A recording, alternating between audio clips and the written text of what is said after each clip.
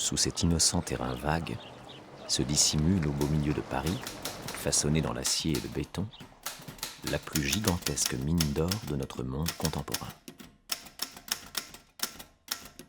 C'est là que s'étend insoupçonnée et mystérieuse la célèbre souterraine de la Banque de France avec ses réserves d'or. Dans une plongée vertigineuse, l'ascenseur nous entraîne 26 mètres plus bas, ce qui représenterait une chute de 7 étages. Au fond du puits, à l'entrée de cette mine artificielle, nous sommes envahis par un sentiment de calme merveilleux. L'entrée nous est désignée par une porte large et massive. Le portail blindé paraît lourd de menaces. Au milieu du couloir, le regard se heurte à un mur d'acier immobile. Brusquement, le mur se déplace, glissant sur le côté, puis recule. La visite se poursuit dans le tunnel rectangulaire ouvert par magie dans la muraille d'acier. Vous qui rêvez d'entrer ici, toute idée d'effraction ou de violence achoppe sur ce rempart. Au nombre de 7 sont les cercles du paradis et de l'enfer de Dante, et les caves de la Banque de France en comptent peut-être plus encore.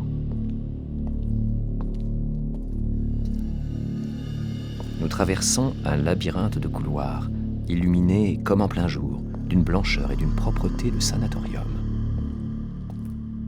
Où nous mènent maintenant nos pas?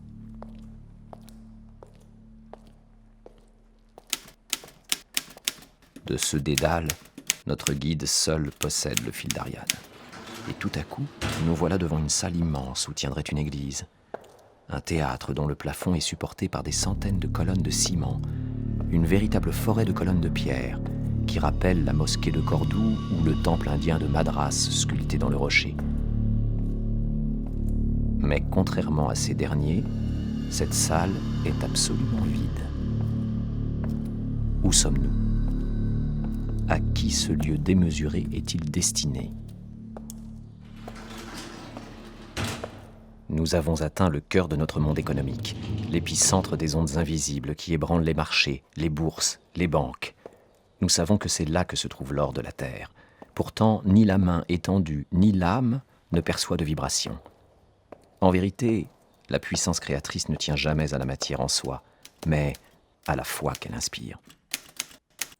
Nous revoilà en plein jour, mais ce monde réel paraît désormais insolite, plus chaotique. Les maisons semblent banales et petites, les lumières blêmes et l'agitation des passants vide de sens à côté de cette démonstration du génie technique. Notre univers entier peut sombrer dans le chaos. L'or dormira, paisible, intact, inaccessible. Février 1932.